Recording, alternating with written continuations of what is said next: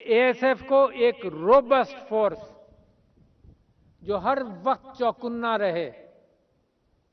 और चौकन्ना रहने के हवाले से जितनी एहतियात और जितनी बंदिशें लगाई जाती हैं गलत काम को रोकने के लिए, तो दुनिया के अंदर उसी एतबार से लोग लूप होल्स तलाश करके उन बंदिशों को पार करने की कोशिश करते हैं। लिहाजा इस मौजूदा दौर के अंदर, आईटी के अंदर, साइबर सिक्योरिटी के मसले के दौरान आप अपने डेटा की बुनियाद पर सारे काम करते हैं, और इस बात का इम्कान है कि हर जगह इस वक्त जंग का जो महाज है वो फिजिकल जंग से हटकर साइबर जंग के हवाले से चला गया, जब एयरपोर्ट्स के ऊपर हमला हो सकता है, फैसिलिटीज के ऊपर, और रोजाना पाकिस्तान पर इसमाना करके हमले हैं। तो लिहाजा उस सेक्टर के अंदर आपको